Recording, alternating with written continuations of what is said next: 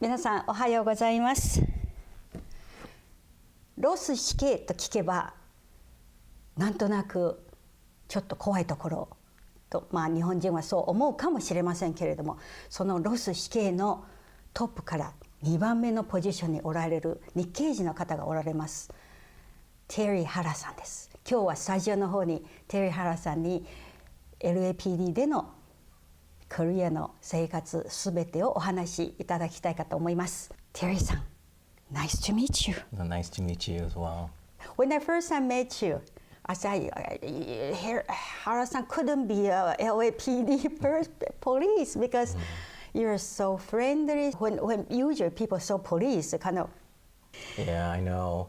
I think that's kind of a misunderstanding. I think today. Really? Yeah, you have to be a people person. There's a time and place to be very firm, very strict, very much have a command presence, but also there's a lot of time of you can just be yourself, be personable, be open. Is it easy to do that? For me it is. I love working with people. I love interacting with the community. I think I chose the right profession for me as a person because I just enjoyed working with so many different people, and policing allowed me to do that. But what if you encounter some sort of helpless situation? Well, you have the training, you have people to help you as well, but I think for the most part, we're able to deal with a lot of different situations, a lot of different people. There's a lot of people who are ill, and there's a lot of people who do need our help. And there's also a majority of the community itself, the silent majority, if you will, may never call the police department for service, but we're always there 24/7, 24 hours a day, 7 days a week. We don't have holidays off, but someone is always out there. Hara-san, there's another thing I'm always big respect to all the police officer and fire department people is every day when they put the uniform on, step out the door, get in the car, say goodbye to the family, so I'll see you later. Do you have any fear or worry about, would this be my last time seeing my kids, my family? Well, when I was out in patrol, I knew it was dangerous, but I was so young. I was in my early 20s. I enjoyed my job so much. I couldn't wait to go to work the next day. But we know it's dangerous. We know at a second's notice, things can change. You can get involved in a shooting, or something else might happen. So we realize that when we become a public servant, we're sworn to uphold the law. We're sworn to commit to the service that we provide to the public, no matter who that is. And when tragedy hits, such as a natural disaster, let's say the earthquake that happened in Los Angeles, everybody on the police department was mobilized, meaning there's no more days off, and you hope that your family is safe, your loved ones are safe, but then you go to work. And we recognize that we have to ensure that, if our home and we're prepared that something should happen and we're called away because of a emergency or unusual occurrence, we would describe that, that we have taken measures ahead of time, and that the family members know that our first priority is to respond to those emergencies. But we also realize that if we know our home's taken care of, our loved ones being taken care of, then we can have a clear mind to do our job out there and serving the city. You must have a wonderful wife. Oh, my wife! Yes. I could not do what I have done for 35 years on LAPD without the support of my wife. I give her a lot of credit for the patience that she's had to. It's not a normal lifestyle when you're a police officer, and when you go through the ranks of LAPD or even the assignments that you work, there's no necessarily weekends off. You miss holidays, you miss special occasions, you miss special events because of your work. that's hard to do at times. And so I know, my wife has been there throughout the whole time with my 2 children. I have a daughter and a son. I try to attend as much as I could their events when I could. But yeah, it's tough, huh? It was a challenge. It was a challenge. And I also realized that you have in Japanese we say danketsuryoko, unified. Everybody help each other, much stronger than any other organization. I think so, but I think that's because everybody who's part of the police department Yes. are there to help. So it's easier for them to come together and help one another. I know when an officer is ill or there's tragedy and they get injured, they're recuperating, the first thing that their colleagues will do is they'll take care of certain things, cutting the lawn, taking out the trash, taking care of the family. And there's always a huge, strong support network within the police department. Working in LAPD, usually when the Japanese coming from Japan heard the Rosushike, kind of, like that. Isn't that, the image is that kind of scare people? Well, I think maybe initially, and then they get to know Terry Hara, Yes. and they go, "Oh, you're so different." Yes, that's how I felt too. Right? But it's interesting, even when I was out on patrol, at a very young age, the different police calls we would go to, some people would say, you should be a minister, or you should be a reverend, because I was always able to calm the situation down. Isn't that something? Yeah, so I don't know what it is, but I know that for me, I always enjoy working with people, and I enjoy problem solving. I enjoy figuring out, well, what was the cause of this particular incident, or how can we make it better? I never settled for, it's okay, don't bother, don't touch it. You can always improve and make things better. Hara-san, as you know, lately a lot of things, white policemen shoot a black guy, no weapon or no nothing. So are those all depends on the character of the police officer, is it? If everybody like Hara-san go over there, wait, what happened, maybe situation will be different. Policing is very dynamic. I remember in LAPD, when I joined 1980, there was a lot of people who criticized the police department. There's a lot of people who, LAPD couldn't do anything right. We were always doing something wrong. We were always making mistakes. When we went to attend community meetings, there were always criticisms and we need to do this better, we need to do that. Yeah, so it was a time period where I've seen from one side of the spectrum to the other side during my career, where at some point in time, LAPD, we couldn't do anything wrong because we had a very strong relationship with the community. I think things are cyclical.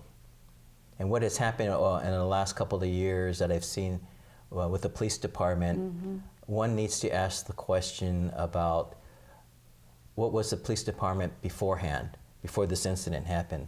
What could we do better as an organization, as a public agency, to serve the community better? How well do we know the community? What efforts have taken place to get to know their community? I see. Communities change over time. Los Angeles, the city of Los Angeles, has changed over time.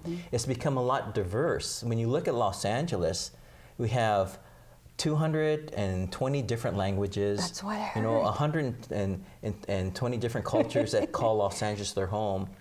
We have to, as an organization that serve the community, change or learn about the community. I see. I think that's key, is always not relax, but what else can we do and how can we make things better? Okay. After commercial, can you explain what this is all about? I'll be happy to. Yeah, thank you so much.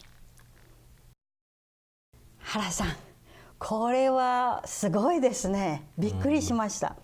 Is this a real gun?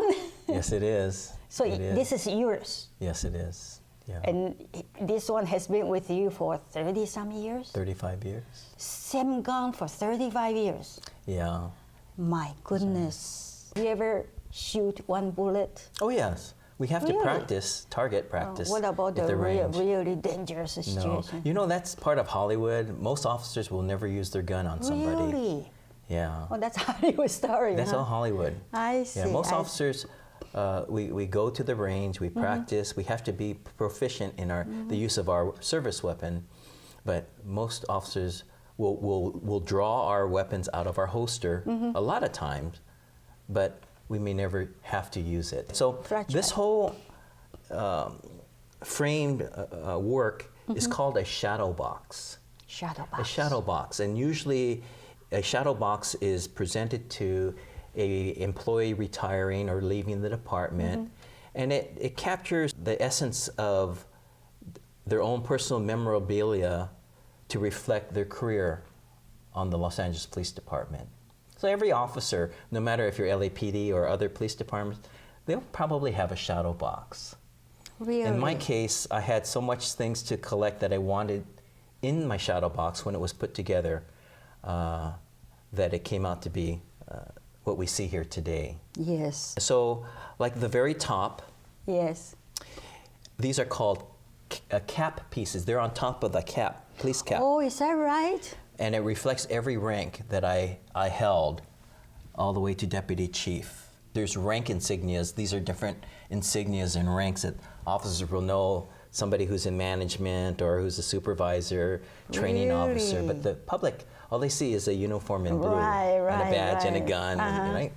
So yeah, so this is my last badge that I wore. When you was a retire, you wore deputy this one. chief badge was my last rank. That's And then here, we'll go back to the gun here. This is a revolver, and this is a weapon that was issued to me 1980 when I joined the Los Angeles Police Department. But a few years down the road, we changed to a semi-automatic pistol, and we started carrying that. So I didn't have to use this weapon or carry it with me. But as part of retirement, we're allowed to purchase it and put it in our shadow box. Oh, I see. As a memento. Most officers will not carry a revolver. Oh, they call I it a see. wheel gun that carries 6 bullets. Oh. So this is a kind of called a speedy loader, so that you can put the bullets into the gun real quick. fast.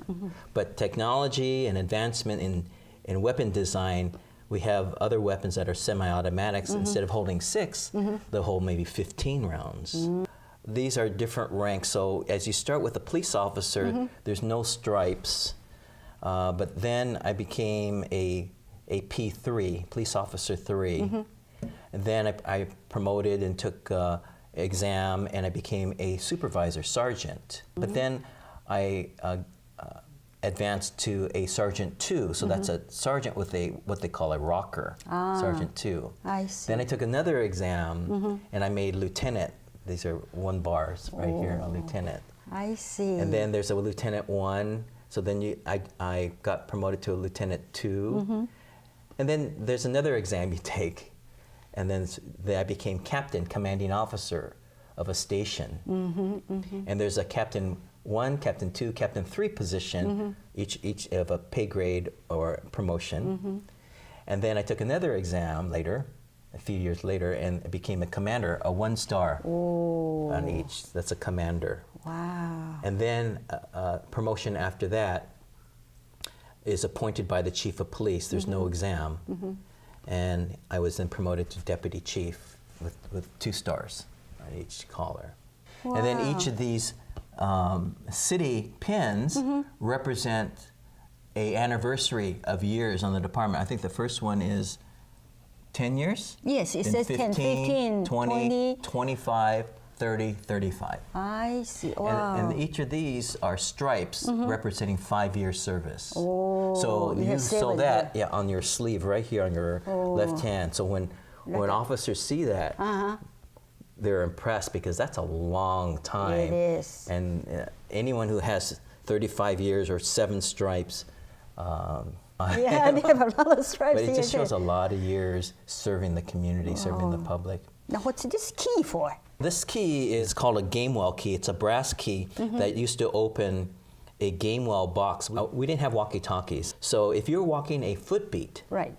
no the car, just walking with your partner, you would go to a game well, which is at a corner of an intersection. I remember in a box. that. Yes, they would yes. stick it in. There's a Right. phone in there. You call in every hour or so to report back to your supervisor to let them know you're okay. I remember that. Then the key next to it is a handcuff key. This one. Yeah, for this To handcuff. open this. Yeah. Wow. And then these were other different pins that I would wear on my uniform. The DARE pin, we started the DARE Yes, program. yes. Then we had the 9/11 occur. Yes. And then this was a blue ribbon in reference to support of the officers in blue. Oh. Then down here we have a shooting medal. I never was able to get higher than sharpshooter. Really? I should have practiced more. Really? Because you have a sharpshooter, you have expert, then you have another gold award with a label on top. This is distinguished expert. But I was just sharpshooter. This is interesting. It's a dime. Yes. And it's in 1980.